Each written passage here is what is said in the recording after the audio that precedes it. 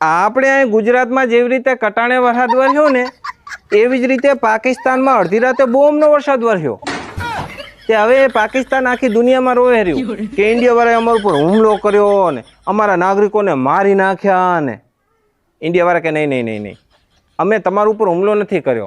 અમારા કાશ્મીરમાં જે આતંકવાદીઓ હુમલો કર્યો હતો ને, અમે એ આતંકવાદી કેમ્પ ઉપર હુમલો કર્યો છે અને આતંકવાદીઓને માર્યા છે ને હજી મારવાના છે. પાકિસ્તાનવાળા કે હા એમ છે ને મારી નાખો. એમ તો અમારો આખો દેશ આતંકવાદી છે, તો શું આખા દેશને મારી નાખવાનો? પણ આ હુમલો થયો ને એટલે ઇન્ડિયામાં ઘણાને એવું લાગતું હશે કે હવે યુદ્ધનું શરૂઆત થઈ ગઈ, પણ હજી યુદ્ધ શરૂ નથી થયું.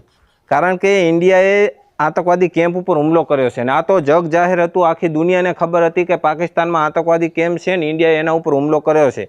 પણ જો પાકિસ્તાન આનો રિપ્લાય આપે તો પાકિસ્તાનને ઇન્ડિયામાં આતંકવાદી કેમ્પ હોય એના ઉપર હુમલો કરવો પડે, અને ઇન્ડિયામાં તો આતંકવાદી કેમ્પ ક્યાં છે જ નહીં. તો પાકિસ્તાન શેના ઉપર હુમલો કરશે? આપણી સિવિલિયન ઉપર, આપણી મિલિટરી ઉપર. અને એ હુમલો જો કરશે ને તો એને યુદ્ધ ગણવામાં આવશે અને પછી પાકિસ્તાનની બાકાચીકી બોલાવી દેવાની છે, બરોબર? પણ હવે જો યુદ્ધ શરૂ થાય તો આપણે નાગરિક તરીકે આપણી કાંઈક જવાબદારી હોય ને, તો આ જે મોક ડ્રીલ થાય, જે સરકાર આપણને શીખવાડે ને, એ બધું આપણે ધ્યાનથી શીખવાનું અને જાણી લેવાનું. અને યુદ્ધની સ્થિતિમાં જેમ સૈનિકો બોર્ડર ઉપર લડતા હોય ને, એમ સિવિલિયન તરીકે, નાગરિક તરીકે આપણે અંદર લડવું પડે. કારણ કે ઘણી અફવાઓ ફેલાતી હોય, ઘણું જે અફરાતફરી ના ફેલાય, શાંતિ રાખવાની, એકતા રાખવાની, આ બધું આપણી જવાબદારી છે. અને બિલકુલ ખોટી માહિતી ઉપર તો વિશ્વાસ કરવાનો જ નહીં, નકર મારા જેવા દોડડાયા કેટલાય ડાપણ કરવા આવી જશે અને તમને આડું અવડું બધું સમજાવશે, પણ એના ઉપર આપણે ધ્યાન નહીં દેવાનું. આપણે સાચી માહિતી જ મગજમાં ઉતારવાની. સાચી માહિતી માટે આપણે ઓલ ઇન્ડિયા રેડિયો અને દૂરદર્શન ઉપર વિશ્વાસ કરવાનો, અથવા તો ગવર્મેન્ટના ઘણા સોશિયલ મીડિયા ઉપર પણ પેજ છે, એને આપણે ફોલો કરી લેવાના ને એ માહિતી માનવાની, બરાબર? એટલે નકર મારા જેવા કેટલાય દોડડાયા તમને ડાપણ કરવા આવી જશે અને સાચું ને ખોટું ને બધું ઠપકાર્યા રાખશે.